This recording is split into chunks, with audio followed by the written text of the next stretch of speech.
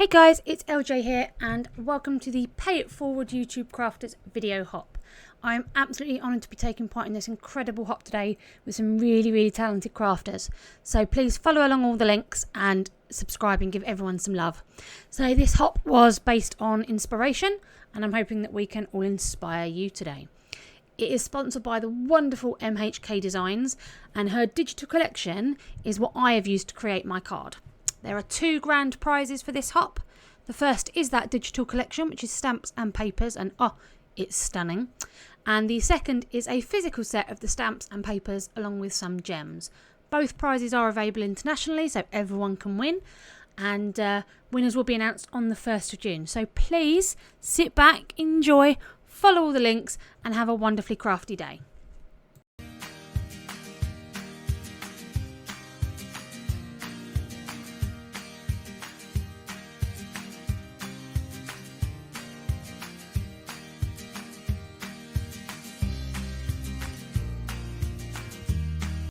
Hey guys, it's LJ here.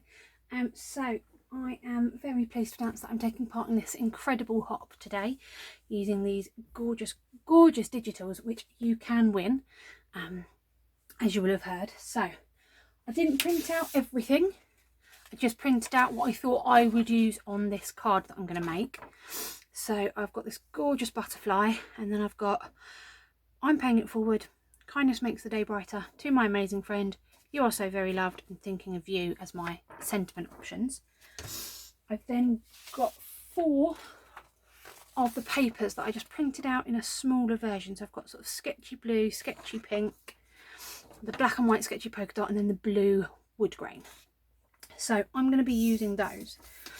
Part of the premise of this hop is that we go to another YouTuber's channel and we find a video of theirs that we use for inspiration.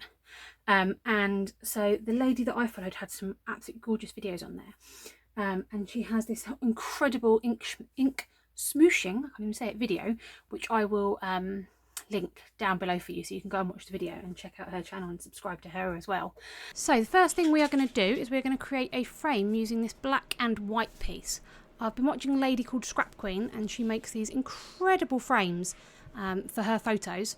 So I'm going to use that technique here with the black and white to put a black and white frame around my front panel. So I'm just trimming my front panel down, measure it and trim it down to, I think, 5 3/4 square is what I did. Or just about that, because it's a 6x6 card.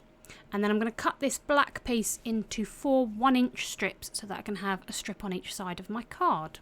Then we're going to start with our smooshing. So I have taped a piece of paper and the stencil down to my mat. And I'm going to choose 3 distress inks to use. I've got a purple, a pink and a sort of turquoisey blue, because those colours are going to look nice together. So first thing I'm going to do, I'm going to rub my ink on my mat, spray it with water and use acetate to pick it up and move it onto my stencil. Now I'm using a Teflon mat. You could use a glass mat, you could use any sort of surface where you can pick it up. You could use acetate itself if you've got a big sheet of acetate. I've done the bluey turquoise and then I'm just any excess dabbing onto that small piece of paper. The purple I've sprayed with water and we're going to use the acetate to dab that onto the stencil as well. And again, any excess off on that small piece. And then we're going to do the same with the pink. Rub it on, spray it, use the acetate to put it onto our stencil. And then I'm going to dry it. Now these colours I knew would not get muddy. So I've done all 3 colours and then I'm going to dry it with my heat tool. You can, if you want to, dry in between each colour if you think your colours might get muddy. So if you've got 2 colours that don't always mix well together, then I would dry in between each colour. So I'm going to give it a dry, wipe off the stencil with my towel, and then using the rest of it, I'm going to spray another bit of water on all 3 colours just to pick up the rest of that ink. Because as I said, why waste it? I've cut a smaller piece of acetate just to give me a little bit more control now, because I want to make sure that every hole on that stencil is filled with ink. And again, wiping off the excess on that little piece of paper at the top. And then we're going to give it another dry and we'll see how it turned out. Didn't work particularly well. I think my stencil was too detailed. So, new plan. I'm going to do some ink smooshing on the card base itself. So using my purple tape, I'm just taping off about 1/8 of an inch, a couple of millimetres around the edge to give it a nice white frame. And then I'm going to cut down a piece of white to be my top panel. And I'm going to measure that now because I don't want to do it when the paper is wet. So just cut that down to 5 3/4 inch square.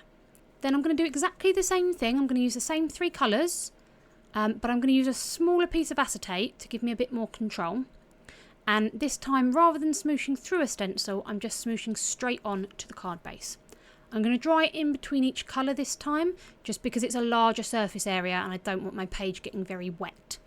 So again, rub the ink on, spray it with some water, move it with the acetate. Do the pink again, spray it with some water, pick it up with the acetate. Now, this is a much larger surface area, so I'm going to do a couple of layers. So I'm going to dry it off, and then we're going to go back in with some more inks. Okay, and this time I'm make sure that all around the edge is coloured, so we get a nice frame. And I'm going to make sure I've got a nice amount of colour in the middle. You'll see why I want that at the end when we put the card together. So I'm going to just make sure I've used up all that ink, dry it all off, including on the little piece, and then we will see now.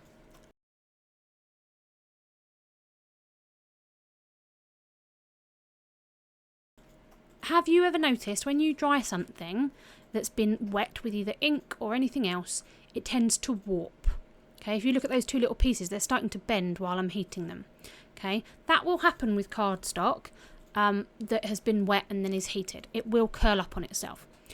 But the way that I counter that is I will do it that way. I'm going to show you with the card now. I'll dry it, and once it starts to curl up on itself, I'm going to turn it over and dry it from the back. And then it will start curling the opposite way, which flattens it out. Okie dokie, so I am now going to cut out this beautiful butterfly, which is one of the digital stamps. I absolutely love this. And I'm just leaving a very thin white border.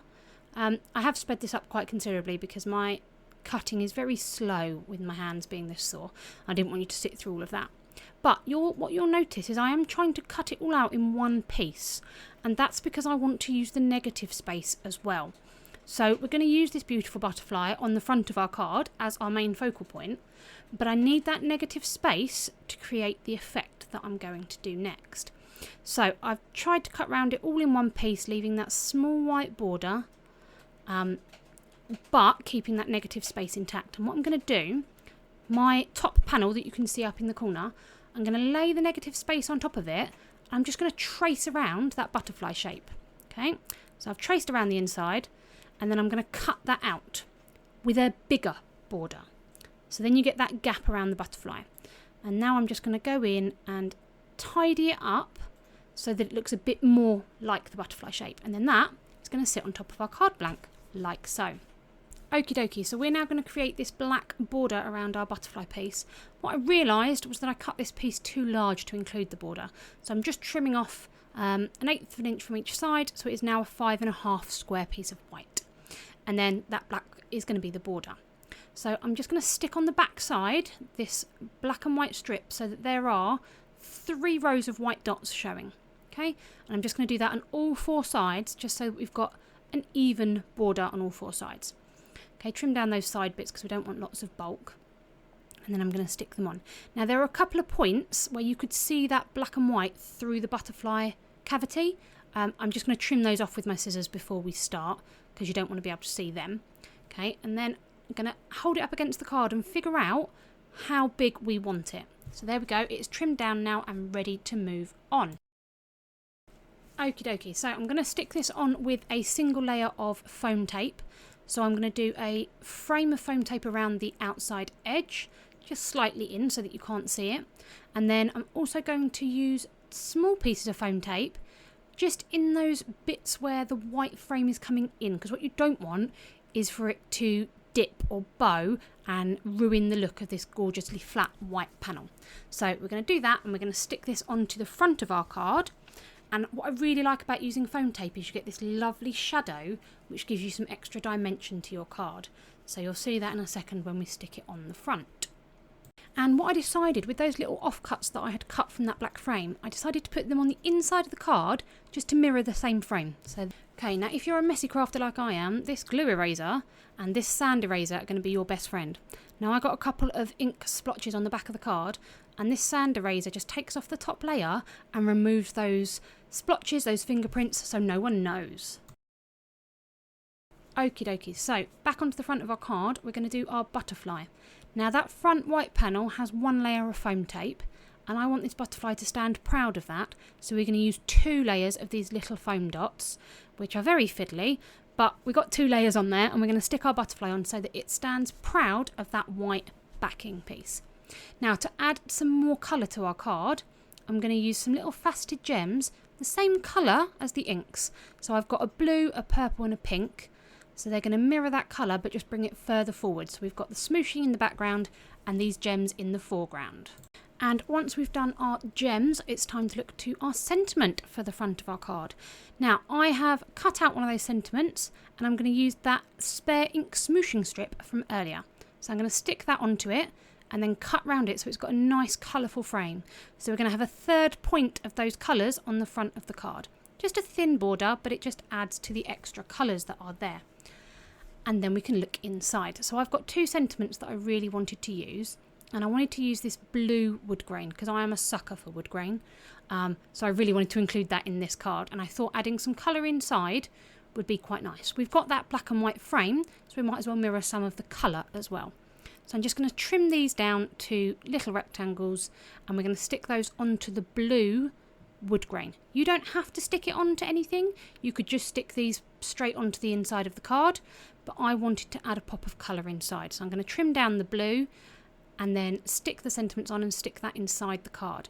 Now I find that I stick my sentiments towards the top of my card. I know personally when I'm writing cards to people, I'll kind of write to and their name at the top, and then if I'm going to write a message, I'll put it at the bottom where I sign off. So what I try and do with my sentiments is I try and put them nearer the top of the card just to give people that space underneath to write a message. Obviously, you could do yours straight in the middle, it's personal preference, that's just how I do mine. So I just realised I'd cut it ever so slightly wonky, so I've trimmed it up to a nice neat square, and we're going to stick that at the top centre of our card. Okie dokie, so we're going to have another quick look at the front of our card here so you can see those gems, the little border around the sentiment, and the lovely shadow you get from both the front white panel and the butterfly because they are different heights. If I hold it upright, you get a bit more sparkle off those faceted gems, and I really do love how the inside looks with that frame as well. I think that just finishes it off. And then if I lift it up here, you can see the double layer of foam dots there. So we've got quite a lot of dimension on the front of this card. I absolutely love this stamp set and paper pad. Love it. Okie dokie, thank you very much for spending time with me today, guys.